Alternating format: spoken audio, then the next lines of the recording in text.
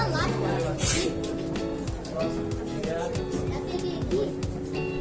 Já tem os bonecos originais ali, mas bora pro show.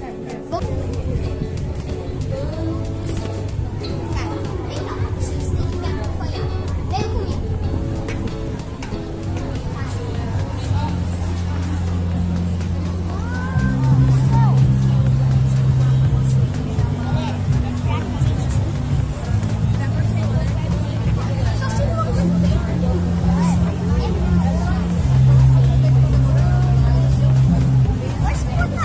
Foi. Miguel, vamos lá agora encontrar a nossa poltrona? Bora? Bora! Galera, a gente já tá aqui na nossa cadeira, da cadeira. E olha isso.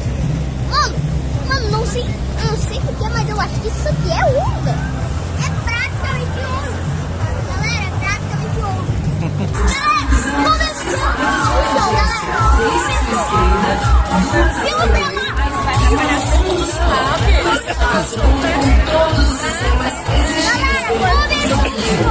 E nossa brigada está.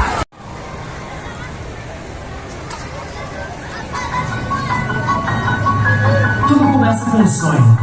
E o meu sonho é criar para sempre.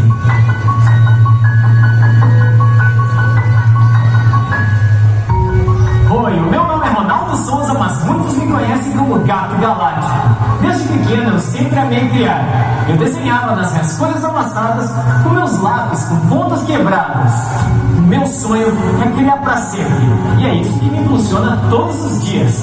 Acredito que a criatividade não tem limites. E sempre haverá novas histórias para contar, novos personagens para criar e novos mundos para explorar. E é por isso que eu criei a galáxia, um universo vibrante, cheio de vida, que é o resultado da minha imaginação e criatividade.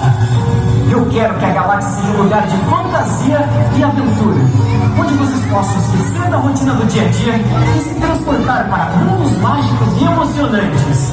E a galáxia é apenas o começo. Eu quero continuar a criar e compartilhar a minha visão com o mundo. Se você tem um sonho e também quer criar algo que dure para sempre, siga o meu exemplo. Acredite que é possível. E abrace a jornada criativa que só você pode seguir. Afinal, a criatividade não tem limites e o sonho é criar para sempre!